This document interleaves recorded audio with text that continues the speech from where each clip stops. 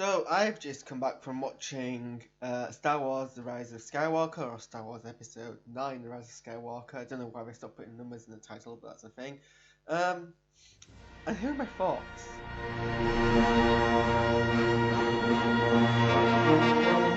Okay, so this review is gonna have spoilers in it, and I just came and finished watching it about an hour ago. I came out of the cinemas and got home, so it's 1:30 now because I saw the last showing of the day.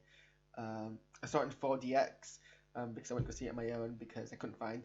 Weirdly, well, not weirdly, I guess I just have no friends, but I couldn't find anyone to go see it with, so I decided to go on my own. So I waited any longer.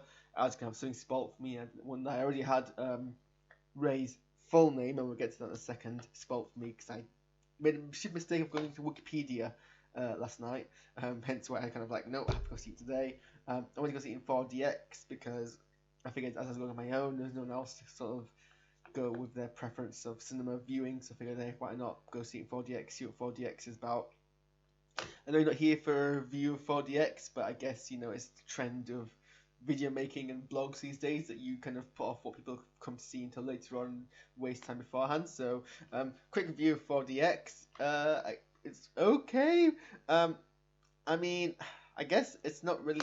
I've been on like 4D rides before. I've been to like Disneyland. I went to Euro Disney and I watched Honey I Shrunk the Kid 4DX ride. Honestly, it's more like those pods that you get at like theme parks or museums and stuff,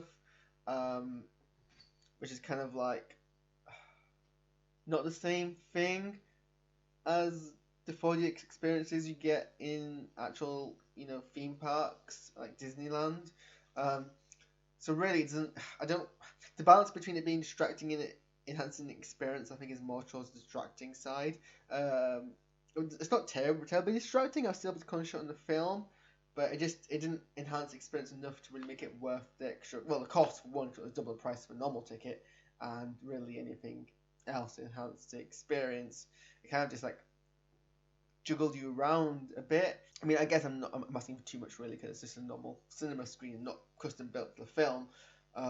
Whilst when I went to go see Honey I Shrunk the Kids in Euro Disney, they had more effects because obviously it was designed for that actual ride production. I guess the thing I was interested to see was kind of the water spray effect, and I don't think I got wet at all. I don't know if there was any water. I don't know if it hadn't filled up the tank, but when the jet sprayed water at me, it just felt like jets of air.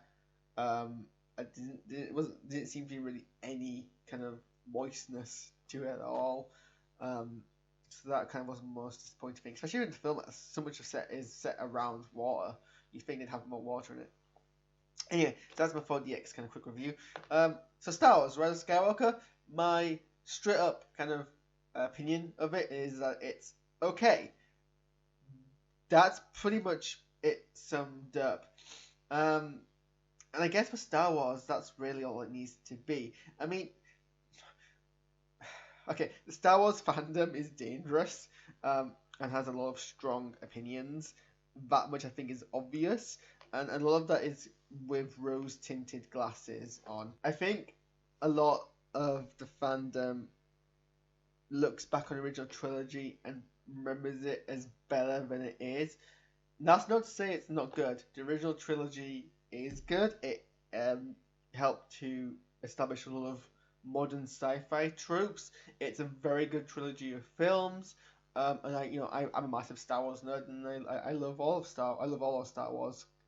Which I know is probably controversial because most Star Wars fans actually hate most of Star Wars. You can't seem to be a Star Wars fan if you don't hate half of it, but whatever. But actually, thinking about it, A New Hope was okay, but honestly could have really gone either way. I think the fact that it got a sequel, but most people making Star Wars didn't think it was going to get a sequel. In fact, it got a sequel. It was a surprise to people who were making it. And I think actually Star Wars is better than the people who were making it thought it was going to be. Star Wars, A New Hope is a good film, quite a good film. It's not amazingly good, but it's quite a good film. The Empire Strikes Back, I think, is probably the only one original trilogy that I would call amazingly good, and I think that's because it was a very dark film, the protagonist lost. That doesn't normally happen in film. Protagonist lost, but I think it got away with that because it was the middle film, and they knew they were going to get another film for them to win. And then, obviously, Return of the Jedi was the heroes winning, and we always knew they were going to win. And I don't think the problem is so much that we knew the ending, because I think you've got to suspend disbelief. You always, the heroes have to win. That's why they're the heroes of the story. I know there's not such thing as a consensus in the Star Wars fandom, but I think most people would agree the Return of the Jedi is the least good of the original trilogy. I think a lot of that is to do with, for starters, the rescuing Han part of the plot doesn't really have much to do with actual film, and it's just kind of having to tie up a loose end that was put in for purely meta reasons. The only reason why Han was really captured was because they didn't know if they were going to renew Harrison Ford's contract.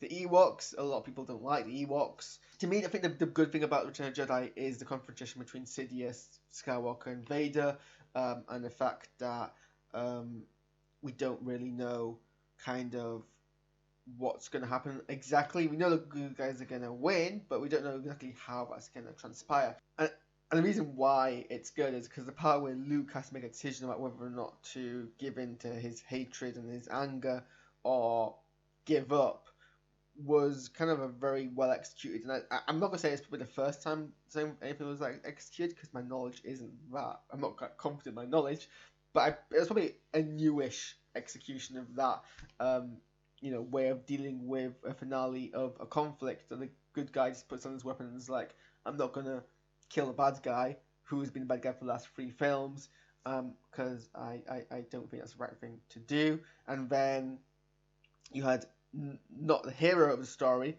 but actually the villain of the trilogy being the one who finally kills the big bad, the supreme bad, is, I think, quite a refreshing kind of execution of how it is. And I think it's actually quite impressive that for a completely faceless masked character as Vader, for me the best part of, actually, for instance, the entire original trilogy is that part where we see Vader look between his son and Emperor. And I don't know, maybe it's even more impressive when you know kind of the backstory of Anakin Skywalker. But even without knowing the backstory, you can still imagine the fact that you have a conflicted villain as Vader.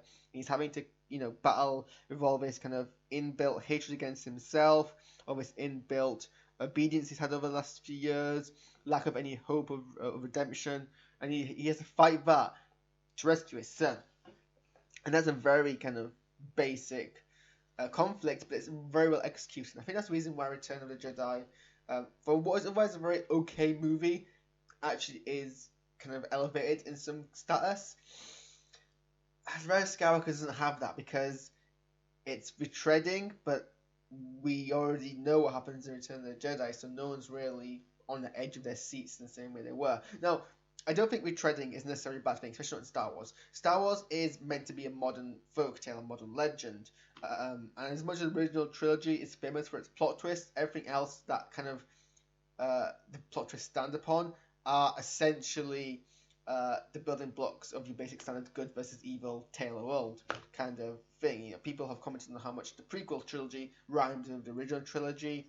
And I don't think The Force Awakens suffers much in terms of enjoyments from the beats it takes from A New Hope. I mean, people have commented on how much The Force Awakens and New Hope are very similar story beats, and they do. But if anything, that's what we needed to a sequel, a story that ended 32 years prior. And I still enjoyed Force Awakens, even though that was the case, because I understood this is kind of what makes Star Wars. Very much it's kind of built, how much it takes from tropes and legends and the expectations of legends. And the original trilogy, as I mentioned earlier, pretty much established a lot of modern sci-fi tropes and what we expect from modern sci-fi.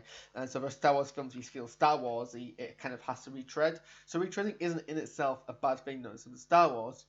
But once you've done it with The Force Awakens, what we then need is something more like The Last Jedi. Now, The Last Jedi is contentious. I am very much in favor of The Last Jedi. I actually think it's one of the best, if not the best, Star Wars film. Hang me up, whatever.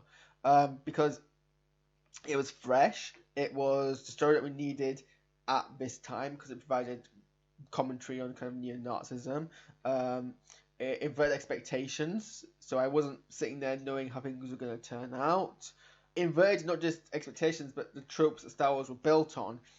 For me, The Last Jedi was all about the theme of legacy and how much it does or doesn't matter. And a lot of Star Wars prior to that was about legacy. You know, the whole original trilogy was about what would the son of Skywalker do, and then the prequel trilogy was setting up everything in the original trilogy, so that was the building of a legacy that the original trilogy then kind of was built on. So The Last Jedi was like, you know, legacy is important, but or I don't care about legacy, and that was both important to Ren's character arc and also Rey's character arc. And I think that Rise of Skywalker kind of needs to tread a middle ground between the two of those, and it didn't really do that in a way it kind of, I felt, should have. Like I said, for all the reasons below, reasons why Return of the Jedi was as good as it was is because of those key moments which you didn't expect. You know, the rest of it was very much beat for beat how you expect the film to turn out. There wasn't really anything in this film in terms of unpredictability. Everything was either telegraphed, not necessarily way in advance, but enough that when it didn't happen, you're like, yeah, well, duh. Like, it was at least telegraphed at least a scene in advance, and that kind of ruins the payoff. And anything that wasn't telegraphed wasn't executed in a hugely original way. Like, of course, the New Resistance fleet was gonna turn up, but did it have to be the exact second that Dameron gave up? And like, let's compare Showdown to Showdown. So the showdown that we had between, you know, Sidious and Vader and Skywalker in Return of the Jedi, I've explained, you know, before why that was executed very well. It was executed in a way that's not traditionally done. You know, the hero didn't kill the big bad. It was the villain who killed the big bad. It wasn't a simple physical conflict that resolved it. It was, you know, the conflict of will. We didn't have that here with Sidious and Rey, and there are several obvious reasons. So there's a lack of personal stakes. So in Return of the Jedi, we had the personal stakes between Skywalker and Vader, and that was a father-son relationship which had time to fester. Had time to fester off-screen between the characters, between you know, what happened at Bespin, and then when they met again at Endor, that had time to fester. But also that had time to fester for the audience, because there was some years between when Empire Strikes Back was released and Return of the Jedi was released. So the audience had time to kind of sit on that and think about that, and, you know, theorize about it, which of course, you know, helps build up the tension. Rey only just learns that Sidious is her grandfather, I think a couple of hours before she actually goes and confronts him. I'm trying to remember now the time frame, but I think Dameron explains that they have 8 hours left at some point in the film before that happens, before the ships are released, and it's between then and the end of the film is when Rey discovers that. And for the audience, that's like a case of like half an hour that we have time to really dwell on this, and then it happens. So we don't really have that same kind of feeling of personal stakes between Rey and Sidious that we had between Vader and Skywalker during their duel. There's also a lack of a third side. So between Sidious and Skywalker, we had Vader, and, you know, throughout the entire thing, from the second that Luke, you know, it gives himself up and, you know, says to Vader, "No, there's still good in you," up to the point where Vader then actually, you know, commits and throws Sidious off into the pit. We don't really know what Vader is going to do. You have some people who are going to be like, well, he's the villain, he's unredeemable, and some people are like, well, actually, maybe he might redeem himself. The third side in the conflict in the Rise of Skywalker is Ben Solo, but we know Ben Solo's already redeemed himself because he does that much earlier on in the film. So the second he joins the fray, we already know whose side he's on. So that conflict doesn't exist. And just if that conflict had existed, it would be more of a rehash of Return of the Jedi. So I'm not saying they should have done that, but that's kind of why Return of the Jedi's conflict was more powerful, I guess, because it did that something new. If it did that here, then it wouldn't be something new either. But they didn't do anything new at all, so it was kind of, well, whatever anyway. And then obviously it's a hero who kills our villain, so nothing fresh in that respect either. The point I'm getting is Return of the Jedi, for all of its flaws, did a lot of fresh stuff, whilst this not enough. There were two potential twists in the film. There was Chewbacca's death and there's C-3PO's death. And I'm going to put C-3PO's death in double inversions. I, for a brief moment, actually thought they killed off Chewbacca. But then they revealed he was still alive, pretty much in the scene. I think if it's not the exact scene later, then at least like 2 or 3 scenes later. But within like the space of 10 minutes, they revealed Chewbacca didn't actually die. Which, I mean, kind of removes any and all stakes when we as an audience know that this character's death hasn't actually happened. Honestly, I think they maybe should have actually killed him off. Because that would have been fresh. That's exactly what I'm talking about. What the good parts of Star Wars are always the fresh parts of Star Wars.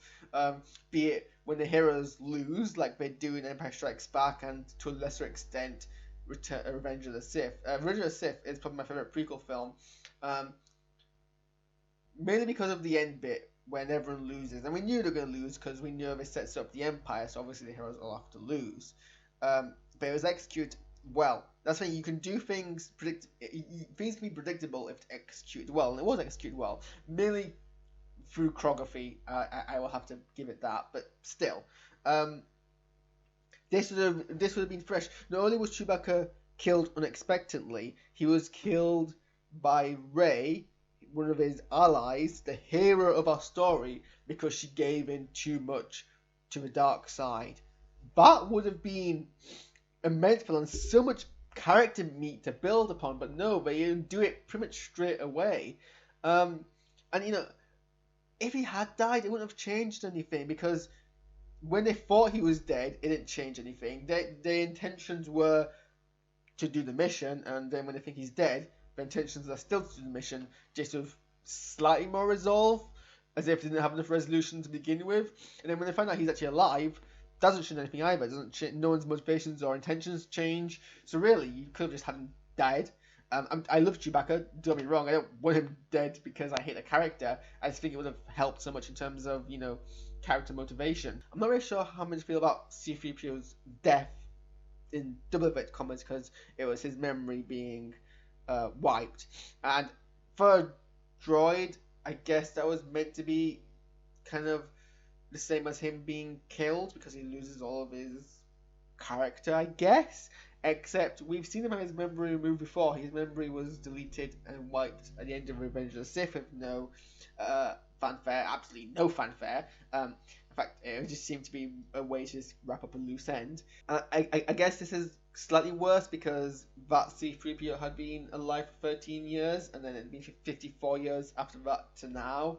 But literally in the same scene, Rey says, well, isn't your memory backed up? And then we find out not that long after that, in fact, it is backed up and he gets his memory restored. And there's no consequences. Like, if there was some degree of consequence to his brief not being C-3PO, like he was going to cause them a hindrance or something, then that would be fine. But there wasn't really any... If he hadn't had his memory deleted, there would have been no difference whatsoever. I guess there was some comic relief from him not knowing who anyone is, but C-3PO the entire time was just providing comic relief in the background anyway, so it wouldn't really make a difference. You just change his C-3PO-ness from being who are you to whatever else it would have presumably have been. That being said, I don't know if this is just Anthony Daniels' delivery, or if I'm just a sucker for emotional scenes, but I did feel slightly emotional when he was saying goodbye to his friends when he thought he was going to die. I mean, I guess he believed it, at least, but it wasn't even the end of the film. There was absolutely no consequence to giving C-3PO's memory back. Honestly, I'm not really sure there were any meaningful twists. Like anything that happened was predictable, had little build-up. Hoax's betrayal came out of nowhere, and was again resolved almost straight away. Like we find out earlier in the film. So earlier in the film, we find out there's a spy. That honestly could be anyone. It could, as far as I cared or knew, could be a brand new character or a character we'd never even have met. The way that Star Wars has kind of built upon it could just be a back character we've never even bumped into with absolutely little to no consequence. But no, it's Hux. I mean, this next scene after he gets killed, there was nothing really of any substance there. it just kind of seemed like a way to get rid of Hooks more than anything else. And to be honest, it probably was, because, not gonna lie, Richard E. Grant's character was slightly more compelling. Maybe we should have had him from the beginning. Um, and Palpatine's return was so sudden, it was actually kind of borderline parody. I was complaining about how they revealed that Palpatine was in the film in the trailer, because if it hadn't, it would have been a massive twist. But then, not only does he turns up off screen, like all the characters knew he was coming back before the film started. Almost, like I said, almost in a parodical nature. Like the opening trolls start off by being like, "Oh, everyone's heard a message from Palpatine. Is he back?" The same way that we as an audience reacted when we heard his voice in the trailer. And then Palpatine actually appears in the very first scene of the film, which means there's pretty much little to no fanfare, to the point where it actually feels like it cheapens his defeat in Ender, if I'm actually honest with you. I'm not really sure how I feel about Rey being Palpatine. I don't know if this is always the plan, in which case, I guess fair enough, but if it was developed just for this movie, and God forbid, hope it was not because of backlash of The Last Jedi, or otherwise I will shank someone. I was a big fan of the reveal that she was known. I felt it represented the themes of that film about legacy and how much it matters or doesn't matter, and the fact that, honestly, we build up a lot about the Skywalkers being important, but if you think about it, the Jedi have always meant to be this kind of ubiquitous thing, and the Force is meant to be this ubiquitous thing. Why can't our hero just be someone who's come from nowhere, who's the person who's going to fix it? But whatever, at least he's not Kenobi or Skywalker, so I guess it's small victories. All the above would be much bigger sins, but like I said, it's pretty much on par for Star Wars. People forget that whilst there are amazing bits of sci-fi cinema, they never were as good as people like to remember that they were. Empire was good as people remember it to be, in the same way that I believe The Last Jedi stands out. But as a trilogy, as a collection of films, most of them are just average. The way they used Carrie Fisher's footage was actually really well done. I'm curious to know how much of it was legit unused The Force Awakens footage, like they've been saying in press releases, and how much of it was manipulated. Either the video was manipulated digitally, or voice doubles were used to create extra dialogue that we see when we don't see Leia's face, which is, I mean, there's a lot of it, which makes me feel they have to have done that. If that was not the case, if absolutely everything, voice and footage, was just a mix of really good editing and good look, then fair play. Because every time I saw her, I was like, well, this has to be the last time we see her, because there's no way they can get her into the rest of the movie. And then she appears again, and again, she appears all the way until like the third act, where her character dies. And I guess end of the second act, I guess, where her character dies. And I'm like, that's actually kind of impressive. There were bits of the story, not just her bits, more so actually the other bits, which seemed rushed and contrived. And I think that's a combination to do with Fisher's death and having to reshuffle who plays what parts in which film. I guess rewrites from the chain of production stuff.